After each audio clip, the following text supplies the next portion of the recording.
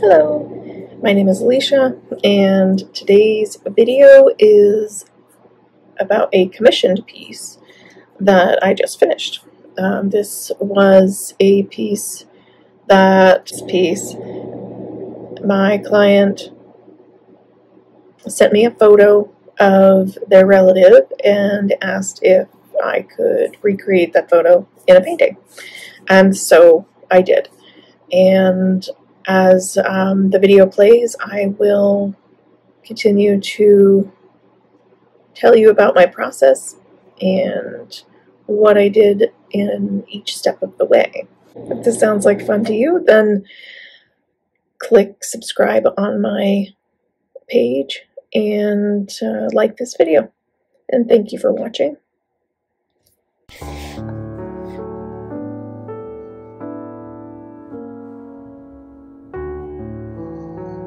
So this is just a direct comparison of the photo and the finished painting. And of course we start pencil sharpening. And for these types of paintings or commission work, when I need to really be certain about my perspective and proportions, then I will use the grid drawing. And I have an app on my computer that I use, and I will put the image up on my computer screen, draw out the grid on my paper, and then start filling in the grid.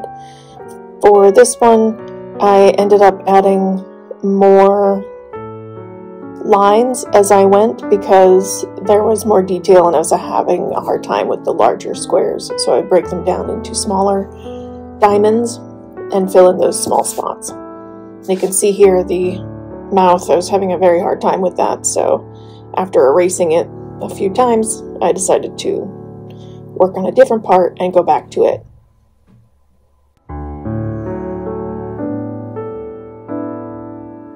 And I did eventually finish sketching out the mouth. And this was a decision that I made to include all of the little dots that were on the shirt, knowing that I would have to go back over each one in pen. For this style of painting, I will go over the whole thing with black ink and before I start painting, and then I can erase the grid lines. If I'm not using grid lines, then I typically, depending on the effect I want, will not use black ink.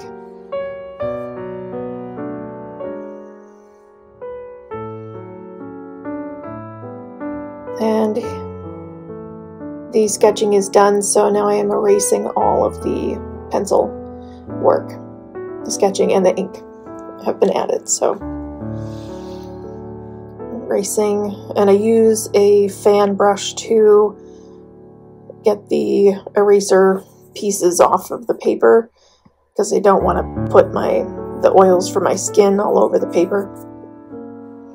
And here I'm using masking fluid to fill in each of the little holes, so I can just paint over it and then remove the masking fluid later, and the dots will still be white.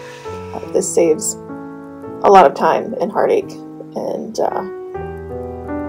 this particular section, I was trying to use a new thing called cinematic video on my phone, and it kept focusing on the bottle in my hand instead of the paper, so sorry about that. These shots are just progress through the painting. As I started to add the paint, you can see that I paint section by section because it's wet and watercolor bleeds very easily, so you have to paint sections that aren't going to touch each other, wait for it to dry, and then go back. Otherwise, your different colors will bleed in and sort of leave a undesired blooming mark. and the colors won't be as crisp. Sometimes you want your colors to bleed in, and that's fine, but for this painting, I didn't want that.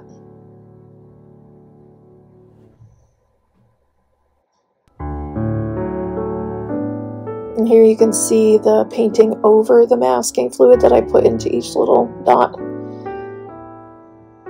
Definitely makes this process easier to use the masking fluid.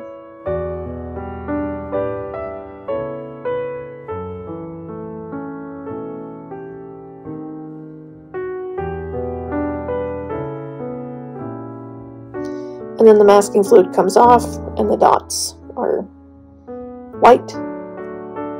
And I do go back over sometimes and try and fill in the spots because the masking fluid isn't perfect, and sometimes the places where I put it is too big, and so I have to go through and sort of paint around the little dots. And here's the frame and the matting that the client chose for their painting. I have it ordered, and when it comes in, it'll be ready to give to them.